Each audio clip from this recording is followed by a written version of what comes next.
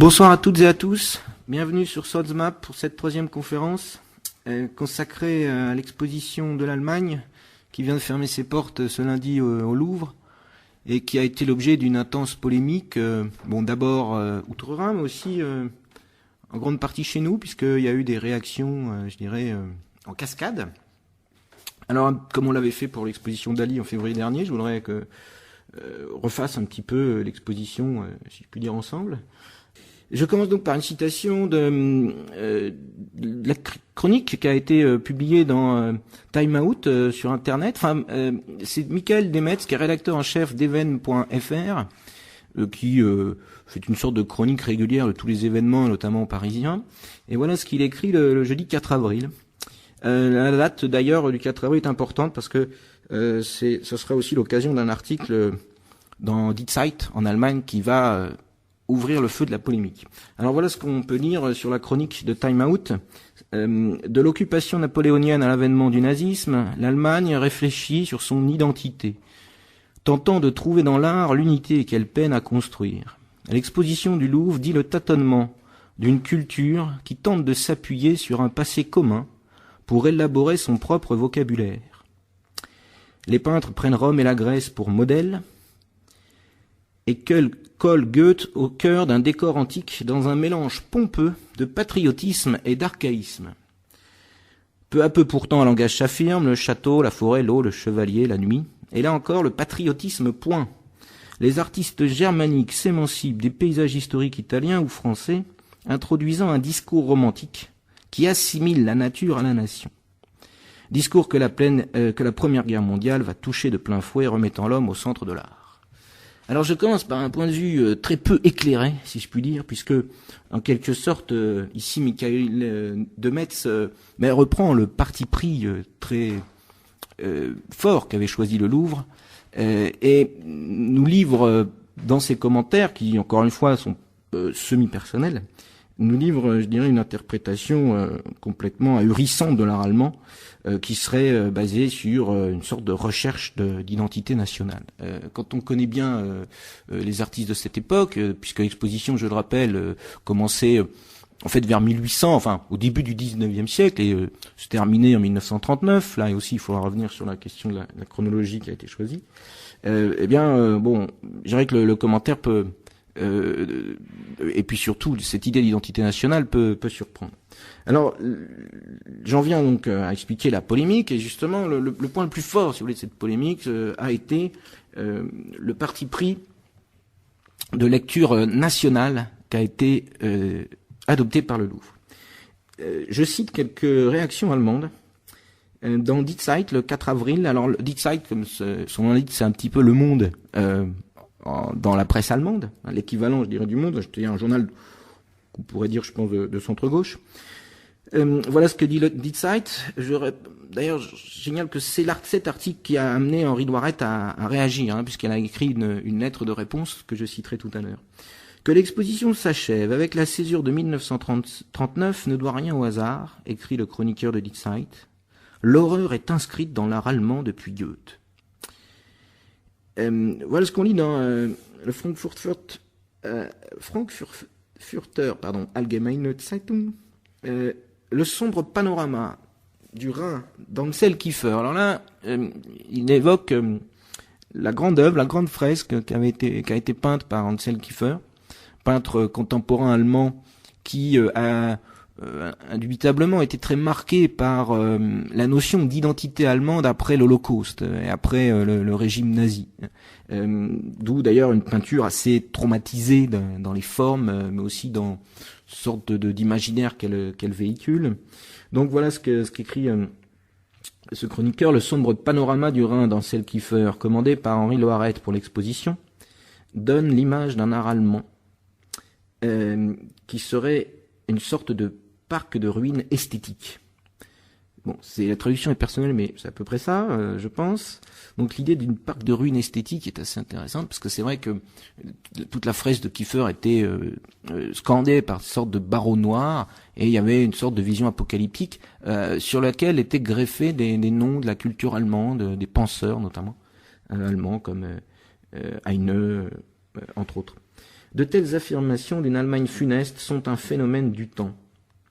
Autre article, toujours dans Frankfurter Allgemeine, mais par une Française, et là je tiens à citer ce passage, et cette Française c'est Rebecca Lamarche-Vadel, qui a été curatrice, comme on dit en Allemagne, au Palais de Tokyo.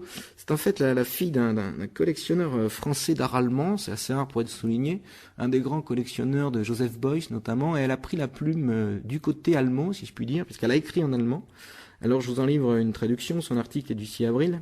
Donc je mettrai dans les citations toute une série de liens pour avoir accès aux journaux, enfin aux articles français comme aux articles allemands. Si vous avez la chance d'être germaniste, vous pourrez lire ça plus intensément.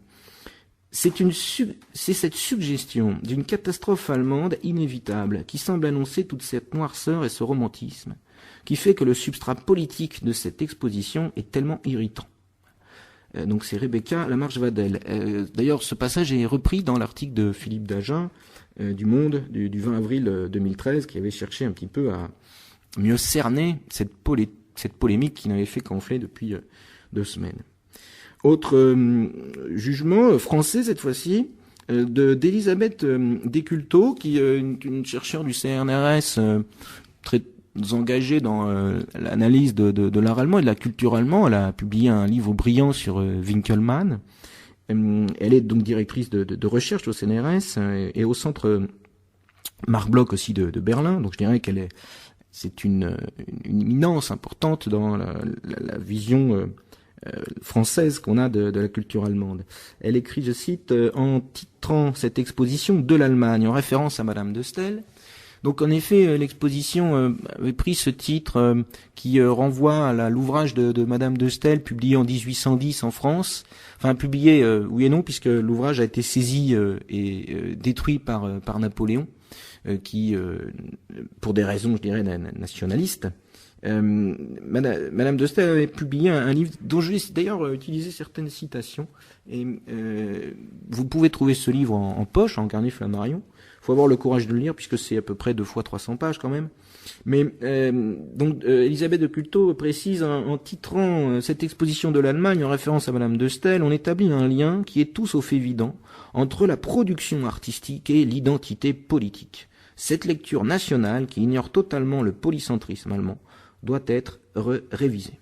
Voilà. Donc vous voyez, il y a eu dans les 2 camps des critiques, une bordée de critiques, si je puis dire, qui prenait pour principal point d'appui le fait que l'exposition donnait une lecture nationale de l'art allemand à l'époque où c'était pas évident. En tout cas, sur une chronologie où cette lecture nationale était contestable. Alors d'ailleurs, le Louvre ne s'en est pas caché, parce que sur le programme de l'exposition, qui est toujours d'ailleurs disponible sur le site du musée, mais aussi sur le dossier de presse qu'on peut trouver en PDF, tout ça je le mettrai en lien évidemment. Voilà comment a été présentée l'exposition. Alors je cite 2 passages, les 2 premiers paragraphes, avec quelques coupures. Riche de plus de 200 œuvres, l'exposition propose une réflexion autour des grands thèmes structurant la pensée allemande de 1800 à 1939. Elle replace la production artistique dans le contexte intellectuel de leur création et les confronte aux écrits des grands penseurs, au premier rang desquels figure Goethe. Alors ça, je dirais que c'était le point de départ. C'était l'exposition dans son projet initial, qui a été initié en grande partie par le Centre d'histoire de l'art allemand à Paris. Je vais bien sûr revenir sur ce point. Mais on voit bien que dans le premier paragraphe, le programme d'exposition respecte, si vous voulez, l'idée d'origine, une exposition sur l'art allemand orientée à travers la vision esthétique de Goethe. Quand on visitait l'exposition du Louvre, on était surpris parce que certes l'exposition commençait par un portrait de Goethe très célèbre. Certes, il y avait une petite salle, c'est pas un bon mot, mais il y avait un petit couloir, un petit pan de mur qui était consacré au traité des couleurs de Goethe, plus un autre pan de mur qui rappelait le rapport à la nature à travers sans doute l'influence de Goethe jusqu'à Paul Klee par exemple. Mais au final, il y avait quand même, notamment dans les cartels, il y avait aucune citation de Goethe. C'était assez étonnant. Alors je continue le dossier de programme le descriptif de l'exposition sur le site du Louvre. De la fin du XVIIIe siècle, la veille de la Seconde Guerre mondiale, l'histoire allemande est marquée par la constitution difficile de son unité politique dans le cadre de l'Europe des nations, qui se met alors en place. La notion de Kultur, concept hérité des Lumières, est apparue comme la plus susceptible de constituer le terreau sur lequel inventer une tradition allemande moderne. Alors là, il y a des mots qui, je dirais, sont très spécifiques à la vision du Louvre, notamment tradition allemande moderne. Alors déjà, vous voyez qu'au Louvre, on conçoit la tradition comme une modernité. C'est significatif, je pense pas que ce soit le cas de tout le monde. L'autre point étonnant, c'est cette idée d'unité politique à travers l'Europe des nations. Alors ça, l'Europe des nations, c'est que c'est un terme qui a été utilisé par certains partis politiques. Et si on continue, toujours cette présentation officielle, si l'occupation napoléonienne a favorisé la prise de conscience de cette unité, donc nationale, la montée du nazisme à l'autre bout du parcours a mis en évidence la dimension tragique de ce concept, sans pour autant réussir à l'anéantir. Bon, voilà. Alors, voilà un petit peu, si vous voulez, pour cette mise en place. On a affaire ici à une exposition qui cherchait à montrer un art allemand à travers l'idée de forger une identité culturelle qui est aussi une identité nationale.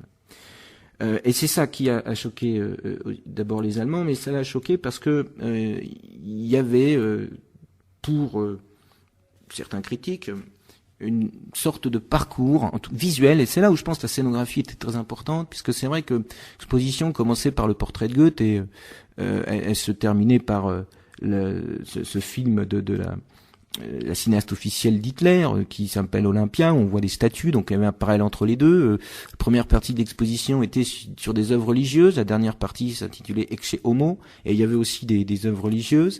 Et puis bon, il y avait un ensemble de tableaux, je pense au tableau de Christian Schad notamment, qui montre l'homme ailé, qui est en fait tout simplement une sorte de bête de foire, qui avait des os complètement exacerbés et un corps décharné. C'est vrai que ce corps, pour certains, pouvait évoquer le traumatisme des survivants des camps de concentration. Il y avait une mise en scène quand même très particulière, si vous voulez. Et c'est ça qui a vraiment choqué nos amis allemands. À cela s'ajoute sans doute, et le Frankfurter Allgemeine ne l'a pas caché, une dispute entre personnes. Alors voilà ce qu'écrit ce journal. Il s'agit plus d'une dispute habituelle et très ennuyeuse entre curateurs ou conservateurs, c'est-à-dire les gens qui organisent l'exposition. Le Louvre, grâce au matériel fourni par le Centre d'histoire de l'art allemand, qui c'est vrai a beaucoup joué dans les prêts qui ont été consentis par les musées allemands, qui ont été en grande partie assez exceptionnels. Je pense notamment à ce tableau de Goethe de Tischbein qui ouvrait l'exposition, qui est une icône de l'art allemand. Donc le Louvre a bricolé sa propre histoire de l'Allemagne, qui confirme tous les clichés du pays étranger, d'un romantisme inconnu et dangereusement sombre. Voilà pour le point de départ. Alors la querelle de personnes, le point de départ de cette querelle de personnes. La querelle de personnes, elle est entre Henri Loiret et Andreas Beyer, Henri Loiret, c'est l'ancien directeur du Louvre, mais c'est lui qui a monté l'exposition. Et Andreas Beyer, qui est le directeur, qui est professeur à l'université de Bâle, qui est directeur du Centre d'histoire de l'art allemand. Andreas Beyer, vu l'ampleur prise par la polémique, a été amené à élaborer un communiqué qui est publié, qui est en ligne. Je mettrai aussi le lien, qui est en ligne sur le site du Centre d'histoire de l'art allemand. Et voilà son explication en fait. Donc je vous en cite qu'une petite partie. À l'origine, nous avions proposé, dit-il, de monter à Paris une variante de l'exposition Le classicisme de Weimar, une culture du sensible, exposition présentée en 2012 à Weimar. L'exposition du Louvre devait notamment montrer que l'absence d'un centre incontesté et d'une académie normative dans l'espace germanophone a favorisé une étonnante pluralité de la création artistique. Alors ça, c'est un point intéressant parce que l'une des critiques, je dirais, plus proche de l'histoire de l'art, qui n'est plus sur le plan politique, qui a été adressée à l'exposition, c'est le fait que quand on entrait dans l'exposition, on avait l'impression, en tout cas toute sa première partie, que l'art allemand formait une unité, qu'il était pas, qu'il était, je dirais, quelque chose d'assez logique, alors que point de départ, c'était au contraire de montrer la pluralité de l'art allemand, qui, je dirais, marqué notamment par des artistes dont la formation a été parfois très éloignée géographiquement. Si on prend l'exemple, je donne quelques exemples quand même sur la première salle de l'exposition consacrée au rapport entre l'Italie et l'Allemagne. qui était consacré aux artistes nazaréens, donc des artistes qui ont fait une peinture religieuse en s'installant dans un couvent désaffecté de Rome. Il y avait par exemple un artiste comme Karsten qui était représenté dans sa première salle. Il a fait ses études à l'Académie de Copenhague. Il y avait des peintres comme Schick et Rambourg qui ont été élèves de David à Paris. Sinon, on avait aussi Overbeck, Pfor et Karosfeld, qui eux ont été élèves à l'Académie de Vienne. Donc l'idée du Louvre qui était de montrer, je dirais, une sorte d'unité de l'art allemand, paraît peu pertinente par rapport, en tout cas, à cette première partie des années 1800 à 1830, où on a en effet des artistes qui, déjà c'est très significatif, vont se former en Italie. Donc l'identité allemande, elle est, dès le début, si je puis dire, influencée par l'étranger. Madame de Stel, dans le livre donc qui a servi de titre à l'exposition, écrit, je cite, « Cette division de l'Allemagne, funeste à sa force politique, était cependant très favorable aux essais de tout genre que pouvaient tenter le génie et l'imagination. Il y avait une sorte d'anarchie douce et paisible, en fait d'opinions littéraires et métaphysiques, qui permettait à chaque homme le développement entier de sa manière de voir individuelle. » Je rappelle qu'on est en 1810, c'est dans les années 1810 que les peintres allemands nazaréens sont allés s'installer à Rome. Et je dirais que ça, c'est quelque chose qui, du côté allemand, est évident. Il y a une pluralité de l'art allemand je dirais déjà la pluralité politique de cette époque, puisqu'on n'a pas un pays centralisé, évidemment. Et puis aussi, je dirais, la pluralité religieuse. Ça, c'est un élément qui était complètement occulté dans l'exposition, avec une Allemagne du Sud plutôt catholique, une Allemagne du Nord plutôt protestante. Or, là, on a fait le choix de la peinture catholique, puisque a priori pas tous les Nazaréens, mais une majorité des Nazaréens se sont convertis au catholicisme. Donc il y avait un choix quand même assez visible de fait. Et c'est vrai qu'au final, si vous voulez, cette première salle de l'exposition posait problème. Alors je reviens donc, parce que c'était le premier point abordé par Andreas Bayer dans son communiqué. Je reviens maintenant à son communiqué. Il aborde aussi la dernière salle, la composition de la dernière salle. Donc c'est celle qui était consacrée à l'art allemand dans l'entre-deux-guerres. Mais au final, on avait une salle consacrée sur le traumatisme de 14-18, avec toute une série de gravures et de tableaux, voire de films notamment, de cette période. Donc la composition de la dernière salle, estime Andreas Bayer, dont la conception finale n'a jamais été discutée avec le Centre d'histoire de l'art allemand, nous a étonnés. Si nous avons certes retrouvé clairement dans les premières sections de l'exposition le projet dont nous avions convenu ensemble, en prenant pour fil rouge des questions majeures traitées par Goethe, nous avons cependant constaté l'absence dans la dernière salle et dans les textes accompagnant nous avons dû en constater l'absence dans la dernière salle et dans les textes accompagnant le parcours de l'exposition. C'est vrai que la clé de lecture de Goethe était complètement occultée dans la deuxième partie. Ainsi qu'il nous a malheureusement fallu l'apprendre peu avant l'ouverture, on avait également renoncé aux sections que nous avions proposé de consacrer à l'expressionnisme, au Bauhaus, à l'utopie positive des formations cristallines et aux études de nuages. Voilà, donc là, le dernier point, c'est la question des manques. Ça, je vais y revenir tout à l'heure. Pour conclure sur cette première partie, et on va bientôt passer justement à une sorte de débriefing par les images, je voudrais vous citer la réaction d'Henri Loiret, qui donc a publié, a envoyé une lettre officielle au journal Die Zeit, qui avait été le plus virulent dans ses critiques. D'ailleurs, Henri Loiret, dans son communiqué, dit « Nous sommes également choqués des propos ouvertement francophobes tenus dans vos pages le 4 avril dernier. » Vous voyez que la guerre, si je puis dire, a été quasiment déclarée. Et alors Loiret se justifie ainsi. Cette longue période n'a pas été choisie pour servir une présentation exhaustive et linéaire des courants artistiques en Allemagne, mais bien pour permettre de proposer 3 clés de lecture pour un public français, sans aucune intention polémique. Alors les 3 clés de lecture sont le rapport au passé, le rapport à la nature et le rapport à l'humain. Ce parti pris a pour visée d'éviter toute possibilité de lecture téléologique qui laisserait penser qu'il pourrait y avoir une éventuelle continuité du romantisme au nazisme. Donc c'est évidemment la critique la plus dure, la plus politisée que Loiret a cherché à rectifier. Je signale que dans cette lettre que vous pouvez trouver sur Internet, qui a été publiée par le journal La Croix et le journal Figaro, notamment, il y a parfois des petits manques, il manque un dent, je crois, un passage. J'ai l'impression qu'Henri Loiret, un peu échaudé par les critiques, a répondu assez vite.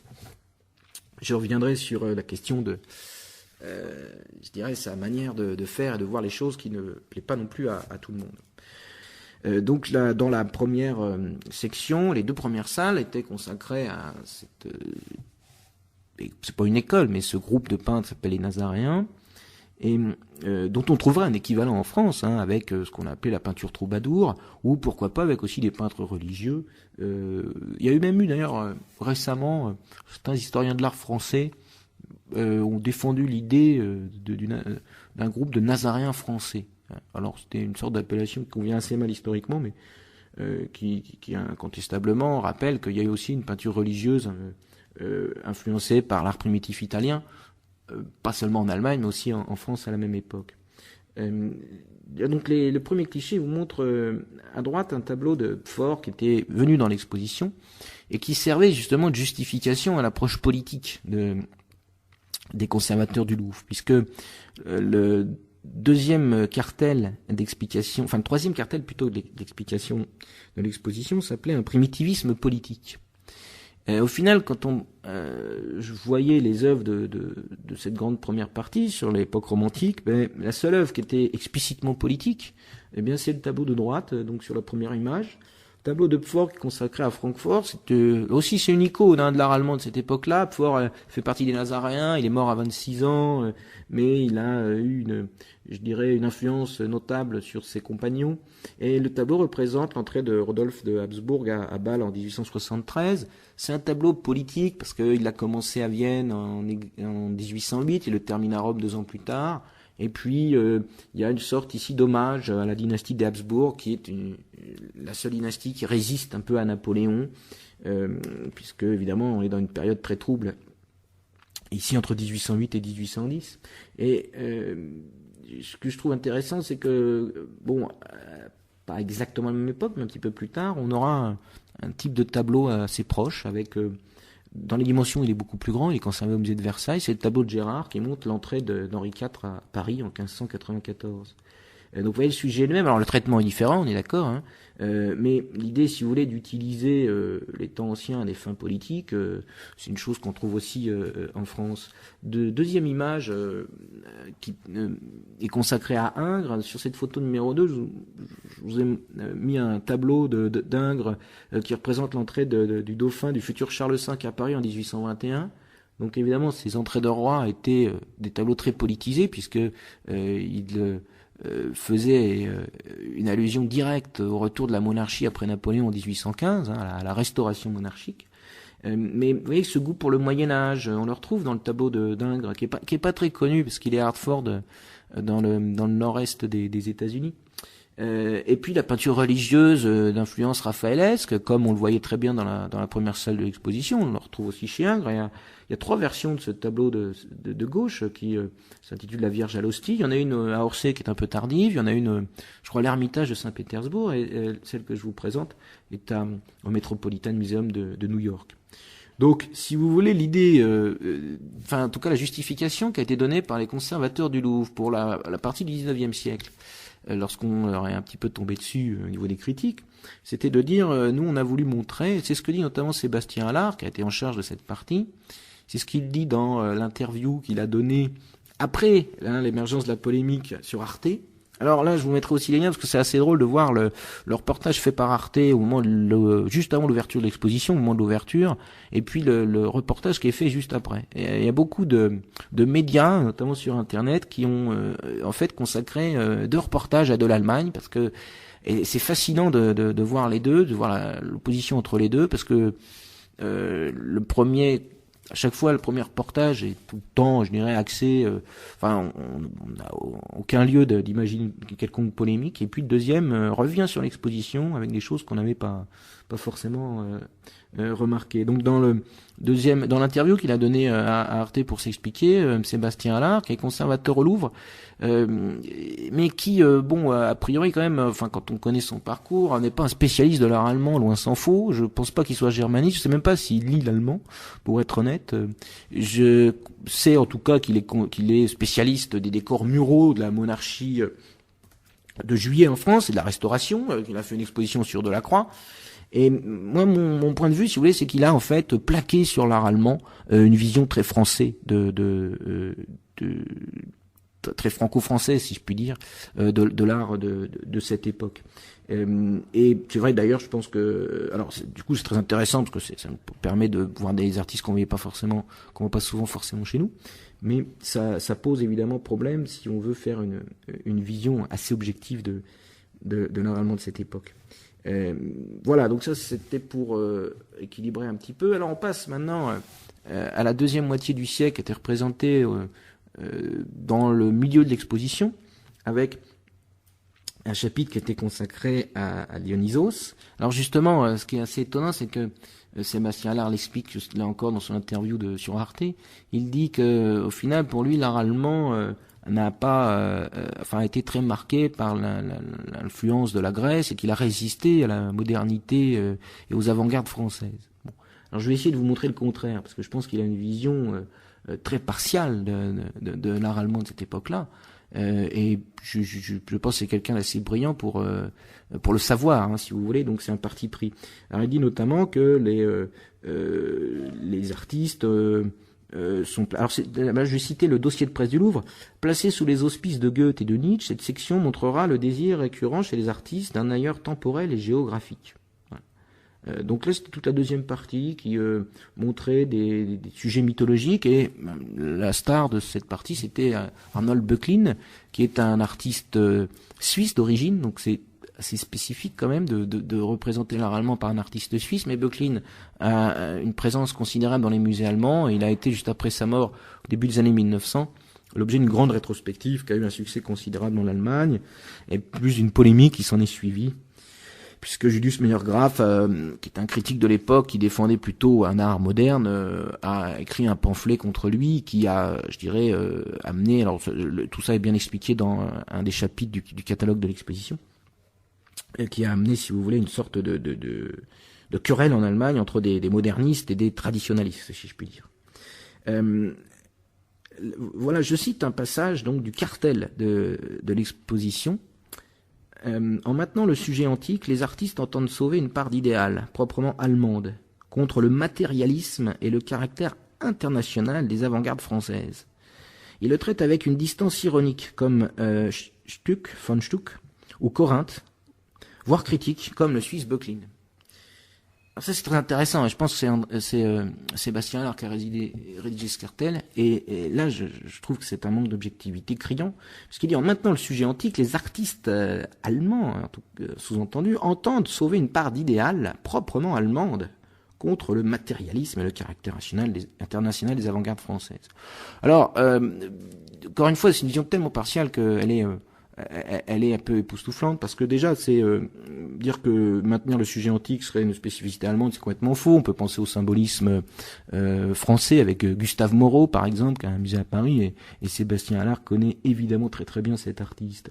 Je vais prendre un exemple beaucoup plus concret. Il y avait un tableau magnifique de Feuerbach qui était dans cette section, qui représentait Médée, tableau qui est en dépôt dans un musée viennois, mais qui appartient à une collection particulière. Eh bien, c'est l'image numéro 3.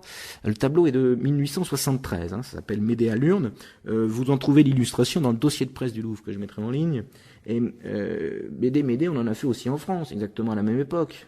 Là, sur l'image numéro 3, vous avez la Médée de Victor Motez, qui est au musée de Blois. C'est d'ailleurs un dépôt du Louvre. Donc Sébastien Allard connaît forcément cette œuvre. Et puis à droite, c'est une œuvre de Klagmann qui est au musée de Nancy. Vous voyez, on est en 65 à gauche et en 68 à droite. Évidemment, c'est pas du tout allemand cette idée de maintenir. C'est pas spécifique à l'Allemagne cette idée de maintenir le sujet antique pour conserver une sorte d'idéalisme. Alors, ce qui est intéressant, c'est que dans le Figaro, par exemple, on avait un critique avant la polémique. Là aussi je mettrai ça en ligne, qui trouvait que justement c'était une partie qui n'était pas assez poussée en avant. Je cite, le Louvre passe trop vite sur ce moment charnière de la découverte du Dionysiaque. Quelques néréides topless et nymphes agressées dans l'étoile de Böcklin ne suffisent pas à marquer correctement le tournant. La renaissance des forces de l'inconscient et de la nécessité de corps exultants se lit mieux dans le très cru combat par une femme de von Stuck. Alors ce combat de femme de von Stuck qui a d'ailleurs été utilisé par Frankfurter Allgemeinung pour décrier, si je puis dire, cette vision un peu barbare qui a été présentée. Je cite Niklas Max. Les visiteurs qui ne lisent pas le catalogue et qui suivent le fil des œuvres auront l'impression que les Allemands, après une courte période de fascination pour l'antique, se sont retirés dans leur forêt. Et là, dans les broussailles et la mousse, sous les couleurs vénéneuses de la terre et de la moisissure, sont devenus fous vers 1900, avant de verser dans le national-socialisme. Voilà comment les Allemands, eux, ont perçu donc cette section de l'exposition. La même analyse dans Die Zeit. Les artistes allemands auraient, en accord avec la formation du Reich de Bismarck, découvert des pulsions primitives. Iphigénie aurait fait place à Médée. Alors Iphigénie se fait référence à une tragédie de Goethe. Médée, donc c'est le tableau dont je viens de parler de Feuerbach. Et la femme serait devenue hystérique. Bon, alors là, ça, je dirais que c'est des clichés du symbolisme, et le symbolisme est un mouvement européen. Or, l'une des défenses qui a été avancée par les conservateurs du Louvre, c'est de dire, on a occulté, c'est vrai, l'expressionnisme, on a occulté Bauhaus, parce que ce sont les mouvements internationaux, donc, plus internationaux. Nous, on a voulu montrer ce qui était spécifiquement allemand. Là, dans ce cas, pourquoi avoir montré du von Stuck, qui est un symboliste qui, d'ailleurs, a des liens très forts avec le symbolisme européen. Voilà pour ce deuxième point, cette idée de montrer, je dirais, une sorte d'Allemagne un peu primitive, c'est une chose qu'on retrouve, c'est peut-être une conception qu'on retrouve chez des Français déjà de l'époque, puisque je peux vous lire un passage ici de David d'Angers, sculpteur français, juste après son voyage à Weimar en 1834. Il écrit, je cite, « Tout porte à de sérieuses réflexions dans ce pays dont les habitants ont conservé quelque chose de primitif dans leurs mœurs. Le peuple allemand n'a pas, comme tant d'autres, ce raffinement de civilisation minaudière, qui est, je crois, le cachet de la décrépitude d'une nation. » En gros, pour résumer, et c'est ce qui a un peu à échauder les Allemands, c'est que montrer ces grosses femmes de Feuerbach ou de Böcklin, insister peut-être sur la pesanteur, sur la lourdeur, je dirais, de la culture allemande, et c'est bon, voilà. Alors c'est une lecture qui, évidemment, ne saute pas aux yeux quand on se baladait forcément en exposition, mais une fois qu'on lisait les critiques allemandes, évidemment, on était éclairé. C'est vrai que bon, c'est entre autres ce qui a encore une fois échaudé les Allemands. Dernière donc partie de l'exposition, j'en ai déjà parlé juste avant. Donc les salles qui ont le plus défrayé la chronique, les salles sur l'entre-deux-guerres, qui d'ailleurs étaient beaucoup plus petites que ce qu'il y avait avant. Donc il y avait un manque d'équilibre chronologique dans cette exposition qui était flagrant. Donc ça s'intitulait Excès Homo, et c'était organisé sans doute par Daniel Cohn. Alors Daniel Cohn est professeur d'esthétique à l'université de Paris 1, et elle a été mise au commissariat de l'exposition avec Sébastien Allard. A priori, elle a remplacé Andreas Beyer, si vous voulez. Et lui, comme il a été éjecté du projet, c'est ce qui, évidemment, a amené la querelle de personnes dont je vous parlais. Alors ça, c'est un peu systématique du Louvre. Ça fait aussi partie des petites choses un peu particulières des musées français. C'est que quand un musée fait une exposition en France, surtout le Louvre, il confie le projet à ses conservateurs. Pour des raisons qui sont aussi des raisons économiques, ça c'est des choses qu'on n'a jamais évoquées dans la politique, et je suis là ce soir pour tout dire. Savoir quand vous êtes conservateur, le fait d'écrire dans un catalogue, ça vous rapporte pas mal d'argent. Par exemple, je sais pas, c'est à peu près 8 pages, ça doit être à peu près 500 €, vous voyez. Donc quand on en fait 80, vous faites rapidement le calcul. Et je dirais que c'est le jardin privé des conservateurs de musées de ce catalogue d'exposition. C'est ce qui peut expliquer que on ait donné une place importante à Sébastien Allard, qui est un peu le chouchou d'Henri Loiret. Bon, c'est connu, je dirais, dans le milieu du Louvre, puisque de toute façon, notamment, c'est lui, Sébastien Allard, qui avait été désigné par Henri Loiret pour réaliser ce livre sur l'art du 19e siècle, publié la célèbre collection Tout l'art de Flammarion. Henri Loiret venant d'être nommé au Louvre, il n'avait pas le temps de rédiger cette longue synthèse. Ça avait fait d'ailleurs jaser un petit peu dans le milieu de l'histoire de l'art, et du coup il avait délégué les travaux en partie pour moitié en tout cas à Sébastien Allard. Alors Daniel Cohn, a priori, il est arrivé dans le projet un petit peu tard. Ce qui est étonnant, c'est que c'est une spécialiste d'esthétique 18e siècle. Elle a entre autres fait la postface d'un traité sur l'ornement et l'origine de l'activité artistique de Fiedler. Un autre, là aussi postfacé, un traité d'esthétique ou un traité aussi ornemental de Philippe Moritz. Donc c'est une spécialiste de l'esthétique allemande, mais plutôt du XVIIIe siècle. Alors, on se dit, mais pourquoi est-ce que c'est elle qui a géré la partie entre-deux-guerres? Là, ça peut surprendre. Faut savoir aussi que c'est une personne qui a écrit récemment des livres sur les ateliers d'Amsel Kiefer. Kiefer, qui, je le rappelle, peint et vit en France depuis le début des années 90. Donc, c'est, je dirais, un peintre allemand, certes, mais un petit peu francisé quand même. Donc, le choix était assez significatif également. Alors Danielle Cohn, lorsqu'on l'a demandé de s'expliquer, elle a répondu dans Arte, enfin dans son interview à Arte, je cite: ce que nous avons essayé de montrer, c'est de l'art allemand. Les mouvements comme l'expressionnisme, le Bauhaus, etc. nous conduisaient à quelque chose qui est beaucoup plus international. Or, notre travail était pour un public français. Alors là, il y a toute une série de choses à commenter, parce qu'on est un peu atterré quand on entend ça. On est d'abord atterré d'entendre que le mouvement comme l'impressionnisme et le Bauhaus sont plus internationaux. Oui, c'est vrai, mais enfin, ils sont spécifiques à l'histoire de l'Allemagne. Il n'y a pas de Bauhaus en France, que je sache. Et puis l'expressionnisme est un mot allemand. L'expressionnisme le terme expressionnisme, il est né de mémoire en 1912, une exposition berlinoise. Alors certes, il y a Edouard Munch qui a fait partie de l'aventure, et puis il y en a d'autres.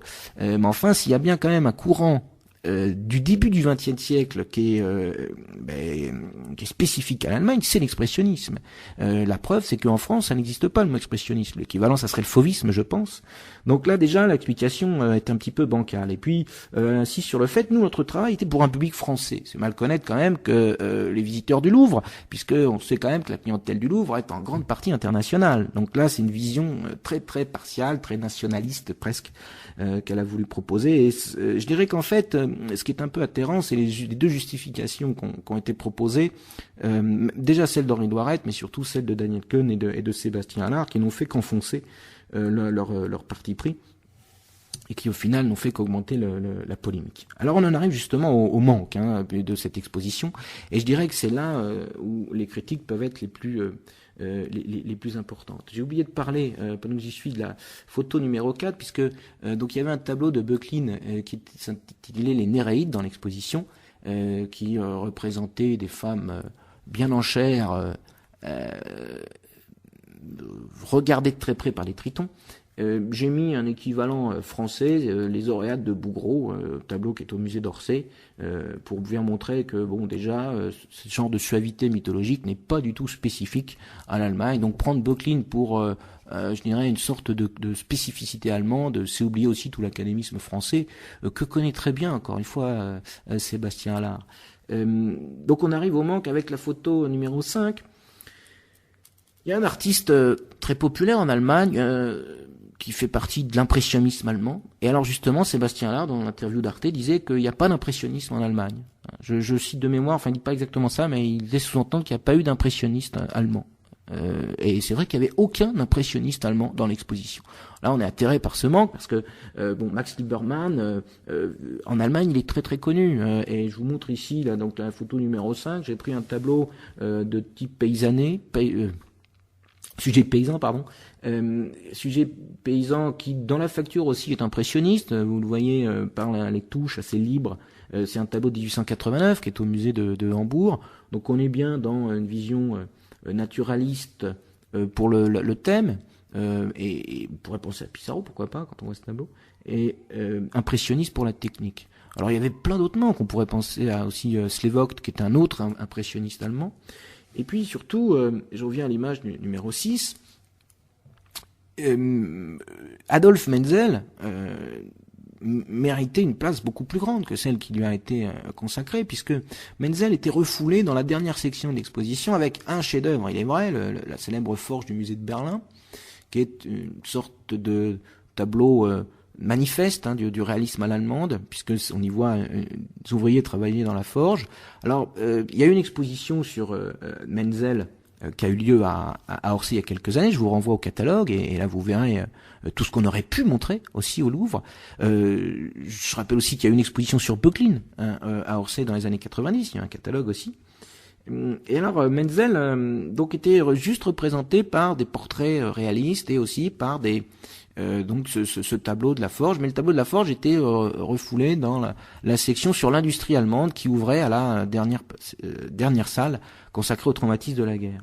Et, bon, je vous montre là, dans l'image numéro 6, un superbe tableau de Menzel qui est 100% impressionniste.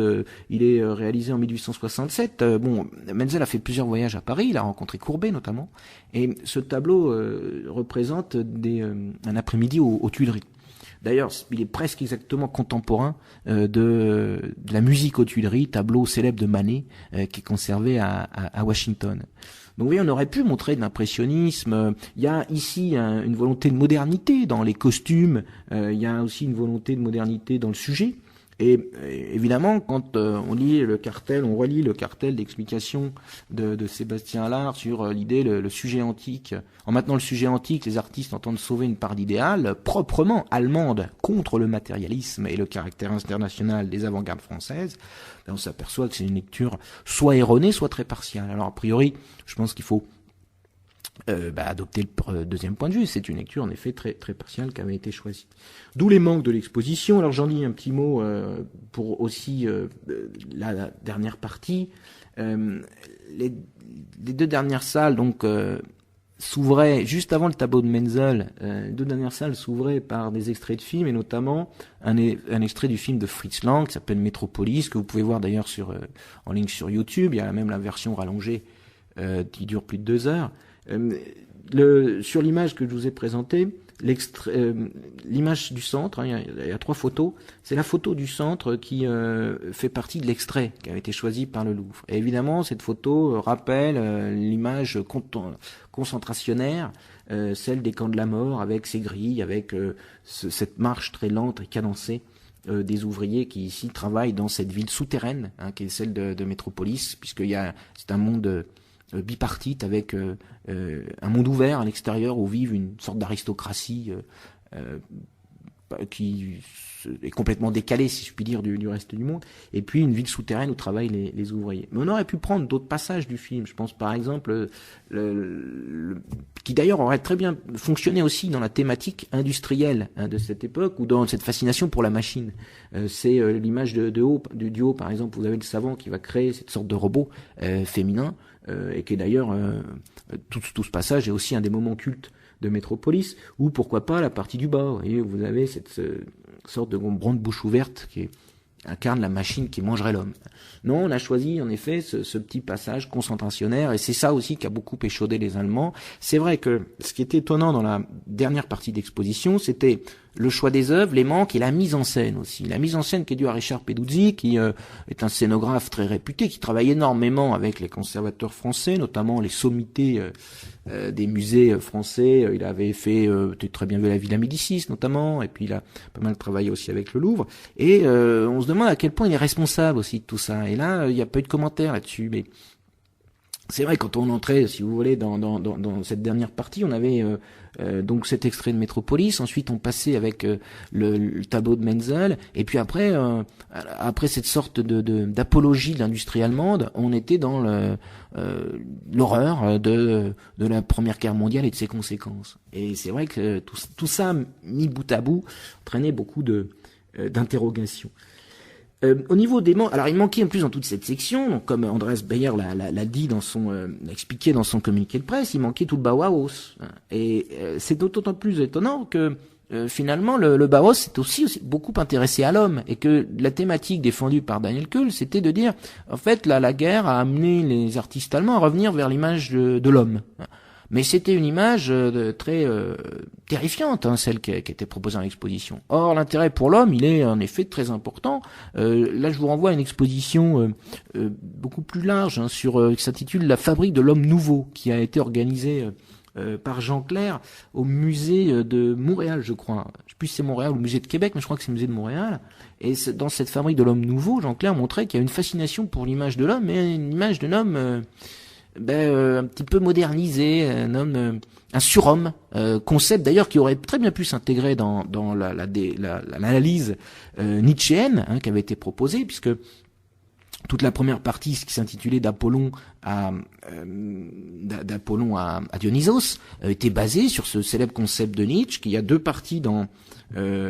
ça vient de son célèbre ouvrage La naissance de la tragédie, dans lequel, en s'inspirant d'abord, en faisant d'abord une sorte d'analyse du théâtre grec, il élargit son analyse et estime qu'il y a deux parties dans l'art, la partie apollinienne, qui est une partie de lumière et d'ordre, et la partie dionysiaque, qui est la partie du mouvement, de l'ivresse et du désordre. Et quelque part, on aurait pu continuer sur cette thématique. C'est vrai qu'il y avait une lecture nietzschéenne qui avait été proposée, je pense en partie par Sébastien Allard, et en tout cas par les organisateurs du Louvre. Après tout, prendre Nietzsche à la place de Goethe, c'est pas scandaleux. C'est à partir du moment où c'est clairement dit. D'ailleurs, ça, c'était pas clairement dit. Dans les cartels, le nom Nietzsche de mémoire n'apparaissait pas. Il y avait marqué Apollon et Dionysos, mais on ne disait pas que c'était une lecture nietzschéenne. Alors quand on connaît un petit peu la culture allemande, évidemment, ça sautait aux yeux. L'image numéro 8 donc vous montre qu'on aurait pu prendre d'autres tableaux pour représenter le retour à l'image de l'homme, et des tableaux un peu moins tourmentés, si je puis dire. Je prends l'exemple ici d'Oskar Schlemmer, qui a été un membre essentiel de l'aventure du Bauhaus. Schlemmer était notamment directeur de l'atelier théâtre au Bauhaus. Il a écrit un très beau livre sur le théâtre et l'abstraction, par exemple, qui a été publié en français aux éditions L'Âge de l'Homme. Et là, je vous montre donc un tableau qui représente les jeunes élèves du Bauhaus dans leur escalier, en tout cas pour le tableau de gauche. Il y a peut-être, vous voyez, une sorte d'idée d'homme robotisé, d'homme machine, chose qui hantait énormément, bien sûr, Schlemmer. On aurait pu faire une partie là-dessus. De même que, il y a d'autres artistes qui ont convoqué l'image humaine et qui ont cherché à la réinterpréter. On passe à l'image numéro 9, pense à Kirchner, qui est un des grands absents de l'exposition. Alors, Daniel Cohn s'en a expliqué, donc je vous l'ai dit en disant, voilà, on a voulu montrer ce qui est spécifiquement allemand. Enfin, quand même... Berlin, c'est spécifiquement allemand, et il y a toute une série de Kirchner qui est très belle, qui représente justement l'homme berlinois ou la femme berlinoise. Ça, c'est l'exemple du tableau de droite qui est à New York au MoMA, mais il y en a toute une série. Et pourquoi pas, puisque après tout, il y avait beaucoup de tableaux qui étaient sur cette période particulière de la guerre, c'est-à-dire des années 1914, 15, 16, 17, 18, et puis celles qui suivent. Je vous montre un tableau de danseuse par Kirchner qui est conservé à Munich en 1915, qui aurait pu être aussi employé parce qu'il y a un intérêt ici pour le corps, mais c'est vrai qu'on a complètement expulsé l'expressionnisme de façon étonnante, de même que le Bauhaus. Je vous montre dans l'image numéro 10 d'autres œuvres qui auraient pu être installées dans l'exposition pour montrer, je dirais, une image plus placide, plus tranquille de la figure humaine, avec les portraits d'Otto Müller, que à gauche c'est une lithographie dont vous aviez sans doute vu un exemplaire à l'exposition Bohème, si vous l'aviez visité au Grand Palais l'année dernière. Au centre, c'est Adam et Ève. Alors voilà un sujet biblique qui lui aussi aurait pu être présenté, mais on a préféré une chose un peu plus hard, si je puis dire, avec le tableau de Corinthe qui montre justement les Homo avec un Christ tiraillé entre deux bourreaux. Et puis à droite, c'est un tableau de Karl Hofer. Alors je l'ai mis parce que c'est un tableau qui est au musée de Karlsruhe, vous voyez, qui est très classique, qui lui aussi aurait pu, je dirais, s'intégrer dans la démarche de l'exposition, qui au final est une exposition qui cherchait à montrer des valeurs classiques de l'art allemand, et c'est totalement respectable, mais je pense qu'il fallait le dire plus clairement. Hofer était représenté dans l'exposition par un homme qui crie, tableau assez violent pour ce qu'il a fait dans sa carrière, donc un tableau là aussi assez spécifique, et je voulais équilibrer ça pour montrer qu'il était capable de choses beaucoup plus sereines. Il y a un grand absent aussi dans la dernière salle, dans la dernière partie, c'est Nolde. Alors Nolde a fait aussi énormément de tableaux christiques ou de tableaux religieux, et comme c'était l'une des thématiques, il cherchait à faire écho, si vous voulez, à la première salle. C'était une thématique donc avec notamment la descente de croix de Beckmann qui ouvrait cette dernière salle. Nolde étonnamment était absent. Alors ça m'amène à aller un petit peu plus loin dans l'analyse, et puis on va ensuite terminer avec la question des responsables ou des responsabilités. Mais si vous voulez, au final, si on cherche à savoir pourquoi l'exposition a fait scandale, eh bien, il y a deux possibilités. Soit c'est un malentendu, c'est-à-dire qu'on a mal interprété ce qui a été fait, soit, en effet, c'était une exposition très ambiguë où les organisateurs cherchaient à montrer une évolution de l'art allemand qui dans certains aspects, conduisait à l'horreur, quoi, de toute façon. Et là, évidemment, on peut comprendre du coup la réaction allemande. Je suis assez partagé, pour tout vous dire. J'ose espérer que c'est la première interprétation qu'il faut retenir. Mais il y avait, alors dans le communiqué de presse du Louvre, dans cette idée de la dernière partie de Retour sur l'homme, et de chez Homo, ou humain inhumain. Alors là aussi, c'est très nietzschéen dans les termes. Voilà comment elle était décrite dans le dossier de presse. La section s'ouvrira avec la fameuse forge de Menzel, puis envisagera le traumatisme suscité par la Première Guerre mondiale et la révolution de 1919, cette révolution communiste, enfin d'extrême gauche, qui a été réprimée dans le sang. Alors là, il y a un décalage énorme entre ce qui est dit dans le dossier de presse et la salle d'exposition, parce qu'il n'y a aucune allusion qui est faite à cette révolution de 1819 qui amènera l'assassinat de Rosa Luxembourg notamment. Donc là, on est un petit peu complètement pantois par rapport à ce qui est déclaré. Révolution de 1919 qui signèrent de façon tragique, donc avec la Première Guerre mondiale, l'échec de l'unité de la communauté jusqu'à l'avènement du nazisme et l'exposition des artistes dégénérés en 1937. C'est pareil, c'est annoncé dans le dossier de presse. Au final de l'exposition, aucune allusion à cette exposition de l'art dégénéré de 1937. Alors ça me ramène à Nolde justement parce que on pourrait se dire, au final, les conservateurs du Louvre ont fait une exposition très portée en fait sur les artistes, sur la question du rapport au nazisme. Mais alors, si on avait voulu montrer l'art allemand proche du nazisme, on aurait dû montrer Nolde, parce que s'il y a bien un artiste qui a été proche des... Enfin, en tout cas, s'il y a bien un rare artiste qui faisait partie des expressionnistes et qui a survécu, si je puis dire, aux pressions des nazis, c'est Nolde.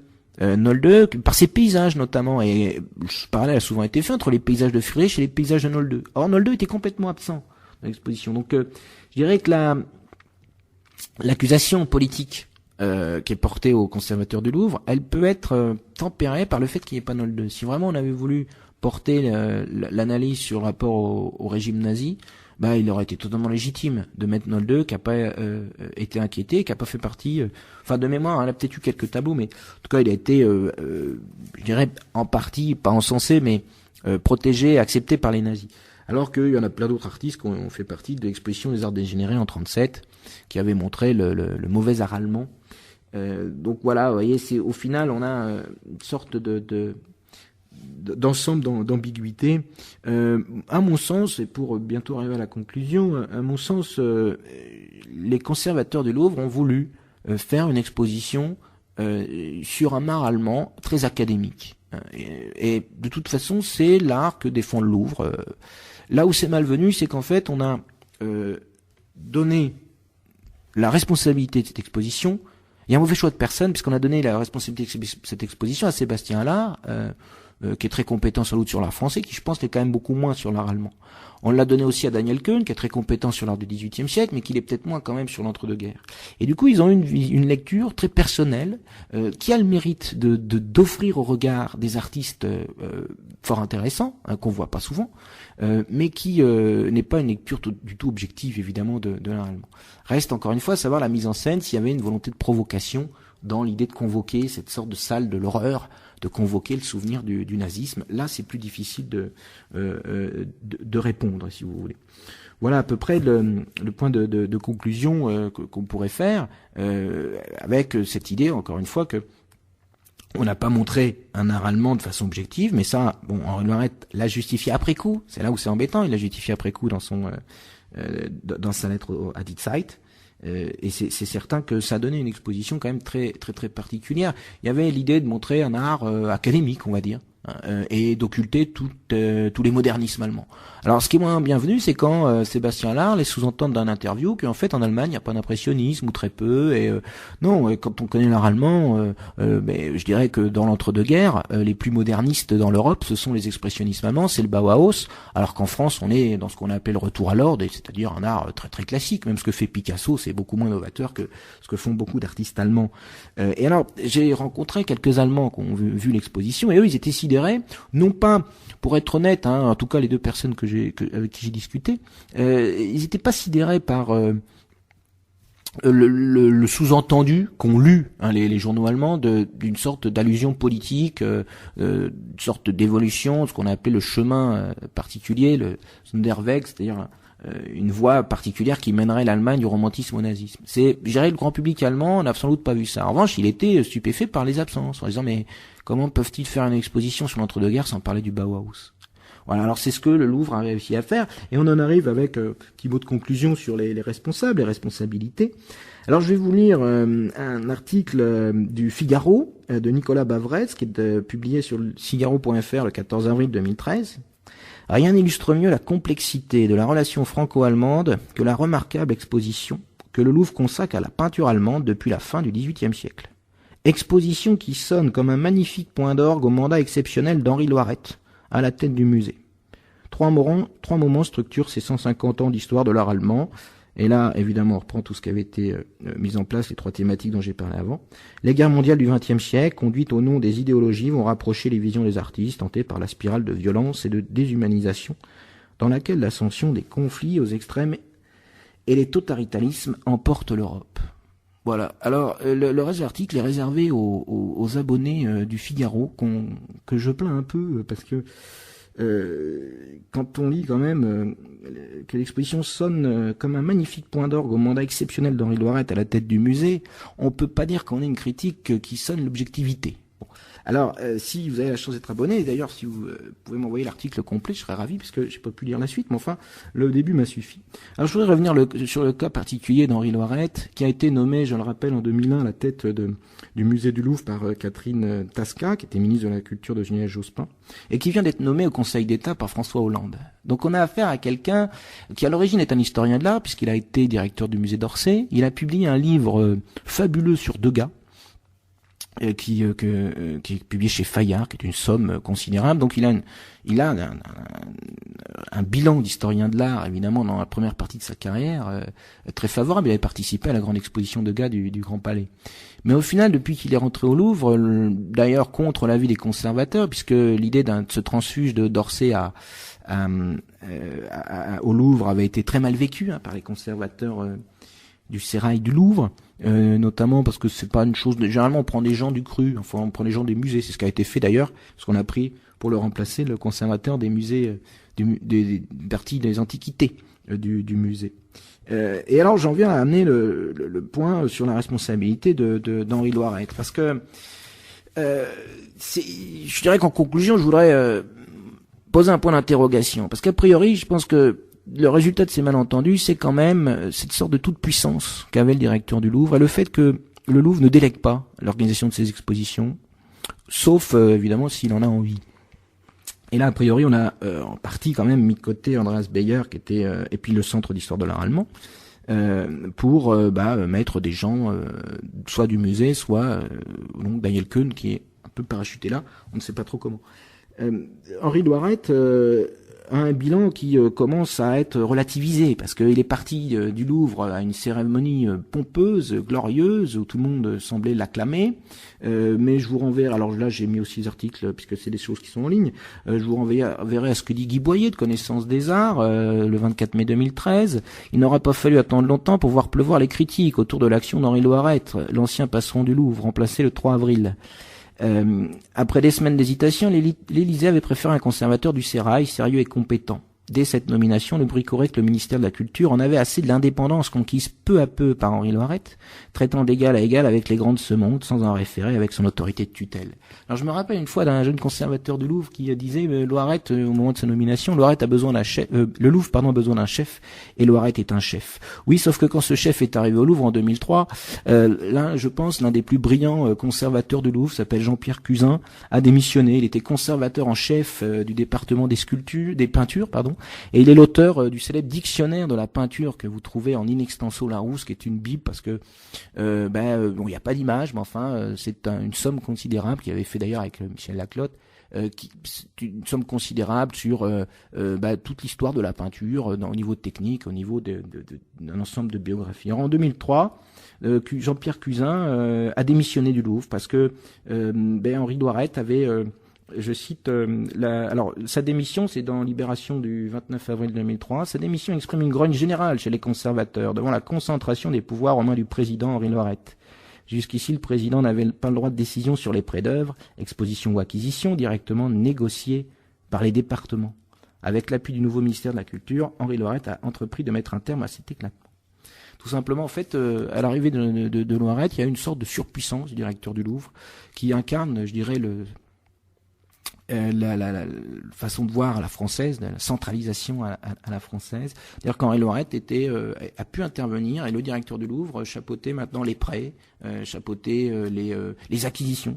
Alors bon, vous imaginez que pour un spécialiste de gars, le fait que qu'il soit le seul à pouvoir prendre la décision ultime si on achète une sculpture d'antiquité égyptienne, ça évidemment ça posait des problèmes. Et l'un des rares qui a osé démissionner, c'est Jean-Pierre Cuzin, qui d'ailleurs dans un article de la Tribune de l'Art avoue qu'il a été un petit peu laissé de côté par ses amis conservateurs. Alors tout cela, je dirais que je pourrais en dire beaucoup plus. Je ne veux pas me faire trop d'ennemis non plus. Je pourrais en dire beaucoup plus sur les question des conservateurs, notamment ce qui se passe au Louvre. Bon, faut savoir qu'au Louvre, il y a des gens, enfin tous les conservateurs ferment leur bureau parce qu'ils veulent pas qu'on leur vole leurs idées, ainsi de suite. Il y a une ambiance assez délétère dans ce musée, et c'est vrai qu'Henri Laurette avait mis un petit peu tout le monde au pas. Le bilan d'Henri Laurette, en tout cas pour le Louvre, je le dis en un chiffre, c'est le prix du billet qui a augmenté de 50% en 10 ans, pour 4 millions de visiteurs en plus. C'est-à-dire du chiffre, c'est une façon de voir assez particulière. Et eh bien, Jean-Pierre Cuzin dit le Louvre ou Versailles ne remplissent plus complètement, à mon avis, leur mission républicaine. Voilà. Alors c'est là-dessus je voulais terminer. Je pense que Henri Laurette est en grande partie responsable au niveau de la querelle d'hommes qu'il y a eu et le fait que le Louvre ne veuille jamais déléguer ses expositions pose problème parce qu'au final, même pour Raphaël, d'ailleurs, on avait une exposition qui était très brillante, certes, mais qui était quand même un parti pris. Et peut-être que l'exposition sur l'art allemand méritait une plus grande objectivité. Je termine avec deux citations. Andreas Beyer a conclu, je dirais positivement, son communiqué. En ces temps de turbulence qui menacent de conduire à une renationalisation des cultures, se réduire à une perspective purement politique serait fatal. Il est toujours problématique de mêler art et politique. Mais en revanche, il termine en disant tous les efforts réalisés sont profitables, et il avoue, ce qui d'ailleurs sera mis en valeur par le chroniqueur de Télérama. Alors là aussi, la chronique de Télérama est un peu atterrante. Une fois n'est pas coutume, Télérama qui commente, si vous voulez, l'intervention d'Andreas Beyer en disant le directeur du centre allemand reconnaît maintenant la qualité des œuvres montrées, belles, fortes et intéressantes, et l'exposition, et que c'est une exposition où on apprend beaucoup sur l'art allemand. Sage volte-face, commande un peu impérieusement Télérama. Je termine avec deux citations de Madame de Stel. Il faut se mesurer avec les idées en Allemagne. Non, pardon, il faut se mesurer avec les idées en allemand. Et il faut se mesurer avec les personnes en français. Et puis alors là, je dirais que c'est une dédicace peut-être plus particulière aux personnes qui étaient liées à l'exposition. L'arbitraire, sous toutes les formes, a toujours été dans les habitudes, les mœurs et les lois de la France.